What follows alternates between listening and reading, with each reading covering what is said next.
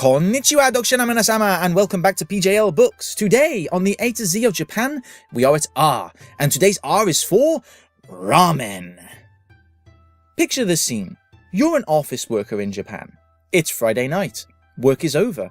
You have clocked out, given your farewells to your co-workers for the weekend, and stepped out into the cool night. What are the top two things on your agenda? Number 1, to drink alcohol, and number 2, to eat ramen. I couldn't add ramen to the list of famous Japanese inventions because they didn't strictly invent it. Ramen's history, while hazy and debated to this day, is nonetheless agreed upon that it hailed from China. But just like America took the burger from Germany and made it popular around the world, Japan adopted ramen and really made it their own. And yet, even though most people around the first world will nod in earnest when asked if they know what ramen is, very few people have actually tried real ramen. Oh sure, we have all had instant noodles that require as much effort as sneezing, but that has about as much in relation to real ramen as those fizzy cola chews have to actual cola.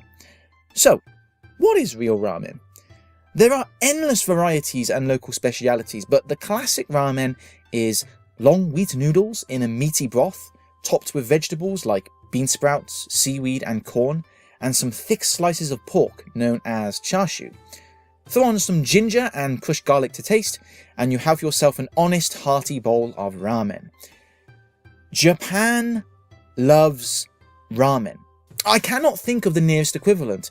Not even the stereotypical image of burger-loving USA quite matches it, nor do fish and chip shops in the UK, though it does have the same air of that earthy, cheap, no-frills dish.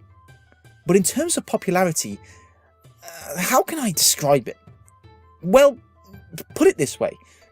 Look at all the coffee shops and places that sell coffee that you know in your local area. Now imagine all of those places selling ramen too. Now you're getting there. Think I'm exaggerating? Well, Japanese people have voted ramen the greatest invention of the 20th century. The greatest! And this is from a country of inventors voting ramen above radio, PCs, the internet, and even Ghostbusters. That's a nation of ramen lovers right there. And does Ghostbusters have its own museum? Because ramen does. It has two. And there's also a manga about it as well. But as I alluded to earlier, one of my personal appeals to ramen is that it's a food of the people. Unlike the traditional Japanese dishes that require immaculate, time-honoured presentation, ramen is unabashedly simple and multifaceted, and can change depending on locality and budget. And unlike those pretentious dishes that offer mere morsels that are pecked over for their delicate flavours, in ramen you have big portions, broad flavours, and no nonsense, all in a bowl. It is Japan's comfort food, and I can think of no better. And that's it for today's A to Z of Japan. Thank you very much for listening, readers.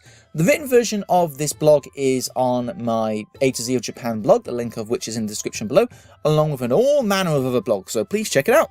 Thanks very much for listening, readers, and I'll see you next time. Bye bye.